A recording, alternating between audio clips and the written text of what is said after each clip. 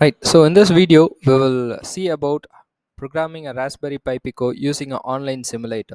So before getting our hands onto the hardware, let's explore or look into the Raspberry Pi Pico virtually, and then we can proceed with the hardware. So what you have to do is you go to this website, WOKWI, Wokwi. In that, you'll have to scroll down and you'll reach Pi Pico.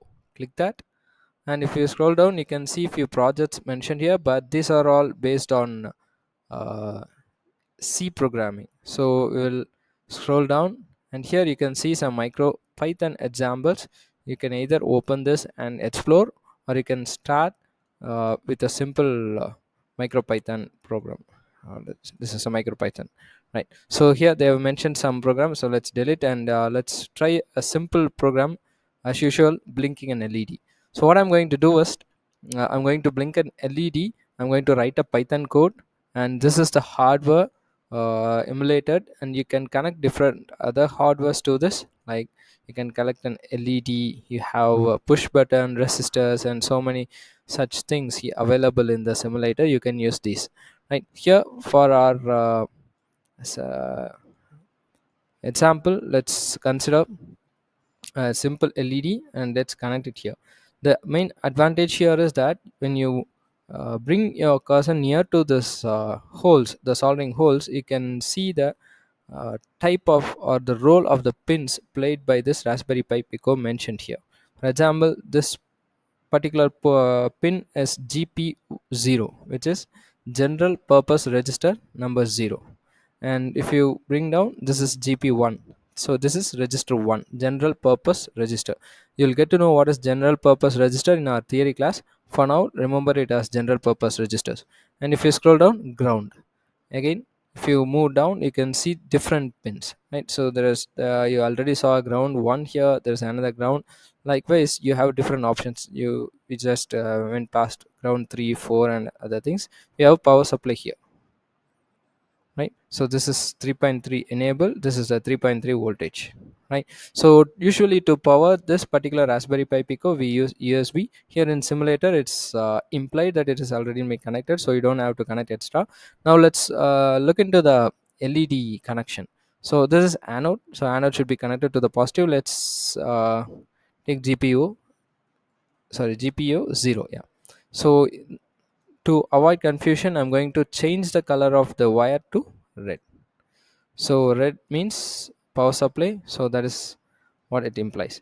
And here cathode is to be connected to the ground, right? So here I have not connected a resistor, but in real life, in your hardware, when you do hardware, it's highly advised that you should use a resistor. The reason is, there could be higher current flowing to the resistor, and it could damage the led.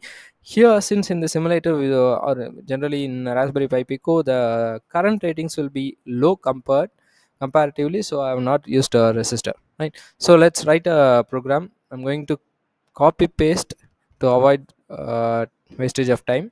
So look at the first line, it says from machine import pin. So machine is a big library. In that library, I'm going to import this particular functions. So that is what I have mentioned here also, importing the functions of pins from library. Then second one is importing the functions of utime, importing the functions of sleep from the library utime. So these are all the library which are written exclusively for microcontrollers. This is Python. This Python is written for microcontrollers, so we call this as a micropython, right? So that is why you can see it's named as micropython, or in the previous window you could have seen it as micropython, right? So now the machine is responsible for the word pin. So pin, like your in your C programming or your Python programming, this is a function. Okay, you'd have written some codes already for that. This is a function here, right? Similarly, sleep again is a function which we will be using, right? So pin is used here, sleep is used here, right? Now next line is led is equal to pin 5 comma pin point out, right? So what they're trying to say is that here they are allocating a a work or a code is been allocated to this variable led. So LED is just a variable similar to what you use in C program and Python. For example, in small problems, you have mentioned A is equal to 5, B is equal to that. A and B are variables, right? Similarly, this LED is a variable, and to that variable, I'm assigning a function which is pin. Pin is this part. So pin defines that this pins are being used. In that, I'm specifying 5. So 5 means GPIO 5, right? So this is the pin that has been programmed, and next is I am saying that that particular pin is an output. That is what pin out means. It means that particular pin is set as output, right? Next, while true, while this condition is true, what is the condition? We have not given any condition, so it's going to run continuously until and unless we stop it, it will be running. Next is led dot toggle. What is this led? Led is the variable, and to this variable I'm adding a function which is dot toggle. This dot toggle, everything will be already there in this library, so you don't have to worry about it. MicroPython will take in and perform the operation. And led dot toggle, what is toggling? Toggling is switching between on and off. So how long it does? The switching interval is zero point 0.5. So initially the switch would be, that is pin number 5 would be 0, then after 0.5 second it would become 1, then after 0.5 second it would become 0 1 0 1 0. So like that it will be toggling continuously, right? So now let's run the program.